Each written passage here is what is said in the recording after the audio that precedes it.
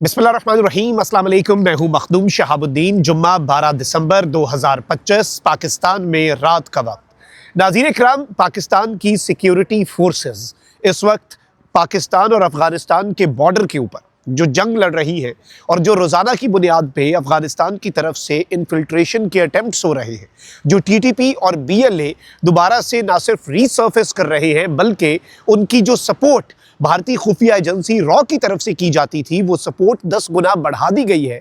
इस तनाजुर में अब पाकिस्तान के लिए अब तक का इस जंग का सबसे परेशान कुन और सबसे तशवीशनाक मरहला जो है उसका आगाज़ हो चुका है। भारतीय ड्रोन्स पाक अफगान बॉर्डर तक पहुंच चुके हैं और पिछले 72 घंटे में कुछ कार्रवाइयां की गई हैं पाकिस्तान के खिलाफ और पाकिस्तान की सिक्योरिटी फोर्सेस के खिलाफ। और इन 72 घंटे की कार्रवाइयों ने ये बात वाज़ेह कर दी है कि पाकिस्तान के खिलाफ इस वक्त भारत पूरे तरीके से वेस्टर्न साइड से पाकिस्तान पर ना सिर्फ हमला आवर है बल्कि पाकिस्तान की सरजमीन पर भारत ड्रोन हमले जो हैं उनके हवाले से भी एक स्टेप आगे ले चुका है। ये सारी डिटेल्स बड़ी इंपॉर्टेंट हैं और पाकिस्तान आगे करने क्या जा रहा है। तुर्कमेनिस्तान में एक बड़ा अहम तरीन इंटरनेशनल समिट हुआ जिसमें एर्दोआन और पुतिन और तमाम तर जो वर्ल्ड लीडर्स हैं वो भी शामिल थे। इस समिट के अंदर भी पाकिस्तान के प्राइम मिनिस्टर ने पाकिस्तान का जो पॉलिसी बयान है अफगानिस्तान के हवाले से वो दिया है और ये एक बड़ी इंपॉर्टेंट स्टेटमेंट है क्योंकि कल पाकिस्तान ने यूएन सिक्योरिटी काउंसिल के अंदर हाईएस्ट फोरम जो है दुनिया में यूएन और उसका भी जो सिक्योरिटी काउंसिल का फोरम है वो सबसे ऊपर होता है, उसमें तालिबानी रजीम को बहुत वाज़ेह वार्निंग दे दी कि भाई इनफ इज़ इनफ, हम स्टेप्स लेंगे।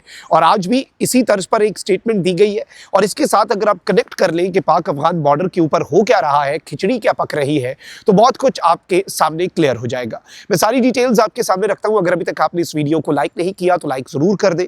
कमेंट सेक्शन में पाकिस्तान जिंदाबाद का नारा जो है वो आपने जरूर लिखना है और जिन लोगों ने चैनल को सब्सक्राइब नहीं किया उनसे मेरी ये दरखास्त है कि चैनल को भी लाजमी सब्सक्राइब कर ले।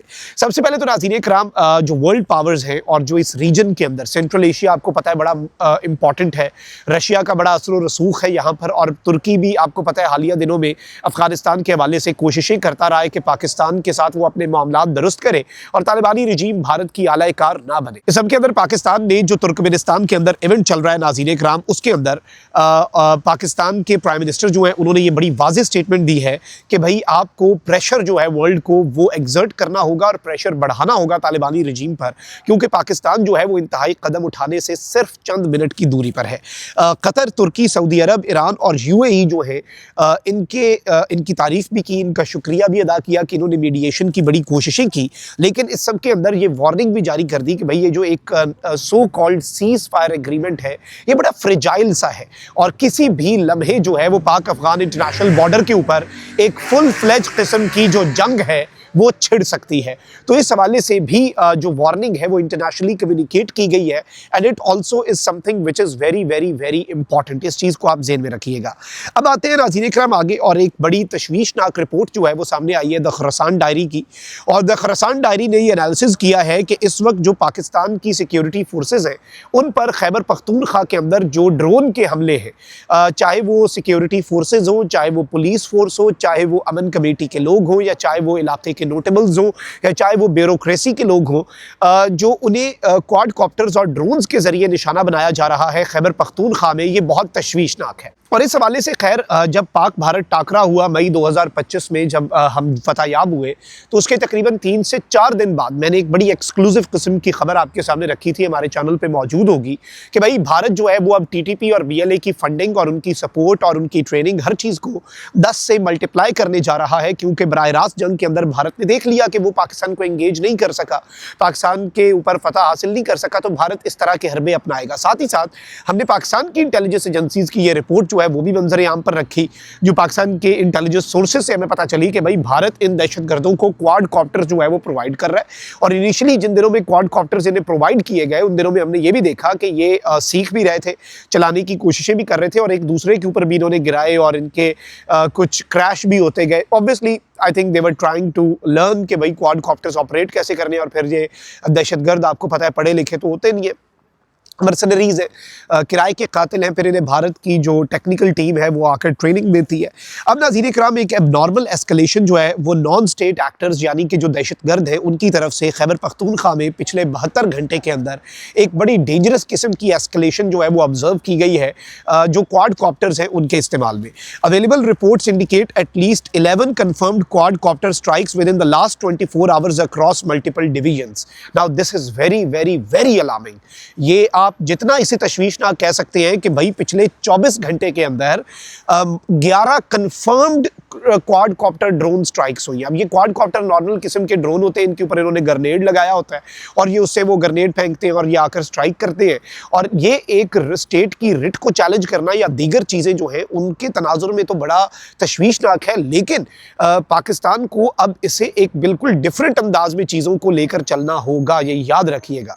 क्योंकि इस वक्त जो सिनेरियो बन चुका हुआ है, इस सिनेरियो के अंदर आप ऑब्जर्व करें अगर कि 24 घंटे के अंदर अगर 11 ऐसी स्ट्राइक्स कंफर्म होती हैं और मजीद कुछ ऐसी कबायली एरियाज़ के अंदर कुछ चीज़ें होती हैं जो अनकन्फर्म्ड होती हैं, ये 11 वो इंसिडेंट्स हैं जो कंफर्म हुए हैं, जिनकी तस्दीक हुई है कि भाई क्वाड कॉप्टर की स्ट्राइक्स जो है वो दहशतगर्दों की तरफ से की गई है।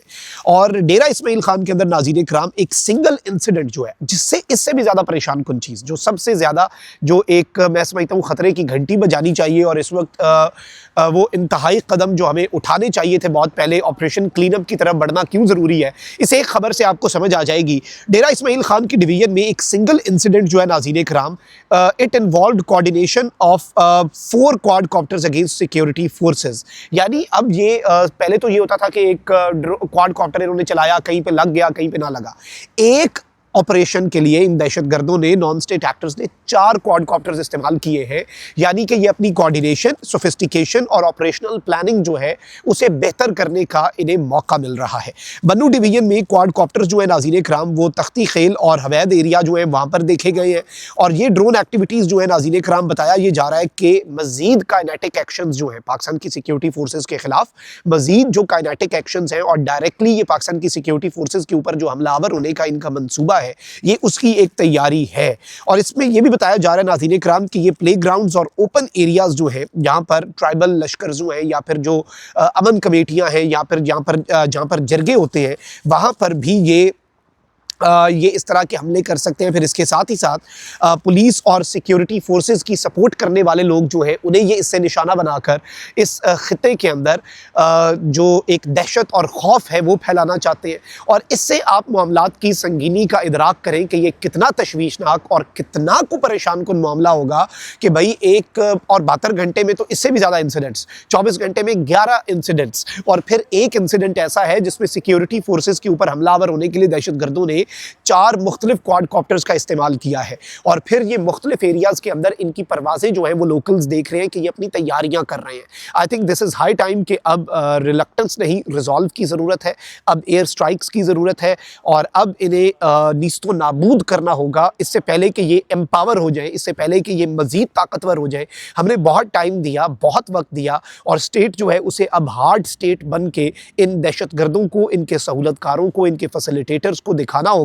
और इसकी हिद्दत और शिद्दत जो है वो इनके फैसिलिटेटर्स और इनके जो करता धरता और इनके जो माई बाप हैं उन तक भी पहुंचनी चाहिए। इसके अलावा we are unfortunately left with no other option.